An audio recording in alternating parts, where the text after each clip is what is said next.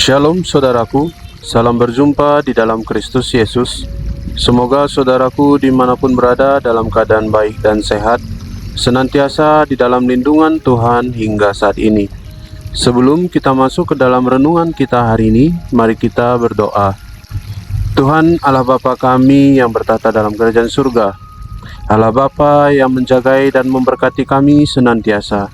Hingga saat ini Tuhan, kami masih dipelihara dengan baik. Bapa, hari ini kami akan kembali merenungkan firman-Mu. Tuhan, hadirlah penuhi hati pikiran kami. Ajari kami ya Tuhan tentang kebenaran firman-Mu hari ini. Buat kami mengerti dan mampu melakukannya. Terima kasih Bapa, ini doa dan permohonan kami. Di dalam nama Tuhan Yesus kami berdoa. Amin. Saudaraku, bahan bacaan kita hari ini diambil dari 2 Timotius 1 ayat yang ke-14. Demikian firman Tuhan. Peliharalah harta yang indah yang telah dipercayakannya kepada kita oleh Roh Kudus yang diam di dalam kita. Saudaraku, pada suatu waktu John Maxwell pernah bercerita bahwa sementara ayahnya membuka tas, ia melihat terselip 2 buah buku tentang motivasi. Lalu John Maxwell bertanya ke ayahnya, "Ayah sudah berumur 70 tahun dan selalu punya sikap yang hebat. Apakah ayah masih perlu membaca buku-buku seperti ini?" Lalu ayahnya pun menjawab, "Tentulah, aku harus terus menjalankan kehidupan pemikiranku. Aku bertanggung jawab untuk memiliki sikap besar dan memeliharanya. Sikapku tak berjalan secara otomatis. Demikianlah sebenarnya orang hidup kita. Demikianlah sebenarnya dengan hidup kita. Meski sudah menjadi orang percaya, kita tetap bertanggung jawab untuk memiliki hidup benar dan menjadi saksi Kristus. Setelah diselamatkan, kita akan terus menjalani kehidupan ini dengan ajaran firman Tuhan, yang tentu menjadi pegangan hidup kita.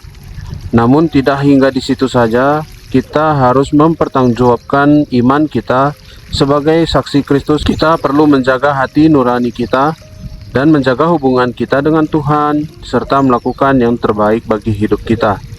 Hal inilah yang ingin disampaikan Paulus kepada Timotius, di mana ia menasihatkan Timotius memegang apa yang telah ia dengar dari Paulus, dan ajaran yang sehat dan dilakukan di dalam iman dan kasih dalam Kristus Yesus.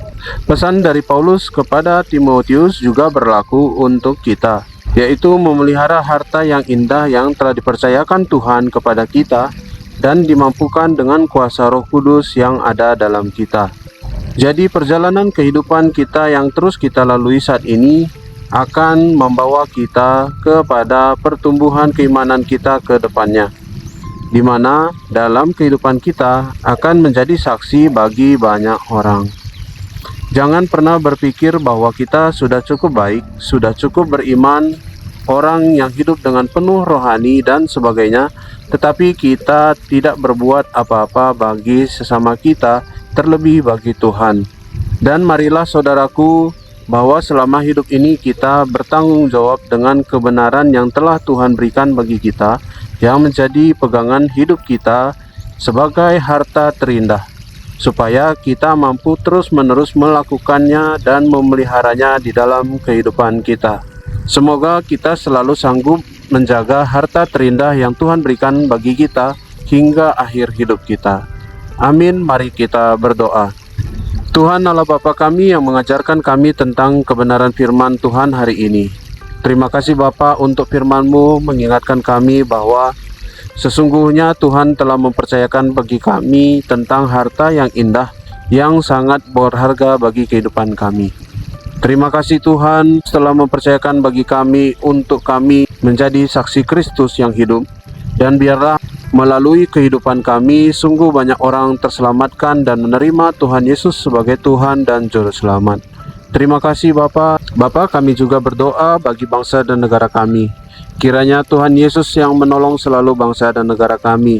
Bawalah hari demi hari perubahan ke arah yang lebih baik bagi bangsa dan negara kami. Wakil rakyat yang Tuhan telah tunjuk, yang telah Tuhan pilih supaya memimpin bangsa dan negara kami mampu melakukan tugas tanggung jawabnya. Tuhan, Engkau tahu wakil rakyat-Mu banyak yang belum sesuai harapan rakyat Indonesia, tapi kami percaya Bapa, Ada waktunya Indonesia menuju ke arah yang lebih baik, dan masih ada orang-orang yang mewakili rakyatmu di kursi pemerintahan dengan hati nurani yang baik. Terima kasih Tuhan. Bapa di surga, kami juga berdoa ya Tuhan, bagi gereja-gereja Tuhan di Indonesia ini. Biarlah Tuhan pakai terus gereja Tuhan sebagai perpanjangan tangan berkat Tuhan. Pakai gereja Tuhan sungguh-sungguh dalam melayani Tuhan, menyatakan Tuhan di dalam kehidupan mereka. Dan biarlah melalui gereja Tuhan boleh berdampak bagi banyak orang sekitar, dan juga boleh bermanfaat bagi bangsa dan negara ini. Juga kami berdoa ya Tuhan untuk gereja-gereja Tuhan yang masih mengurus perizinan. Tuhan tolong supaya prosesnya dapat berjalan dengan baik. Biarlah pada waktunya boleh keluar perizinan resmi dari pemerintahan kami untuk gereja Tuhan boleh berdiri tegap. Biarlah pun kami kelak boleh beribadah dengan tenang dan aman ya Bapa. Terima kasih Tuhan. Kami juga berdoa untuk keluarga kami. Tuhan yang terus pimpin dan sertai keluarga kami.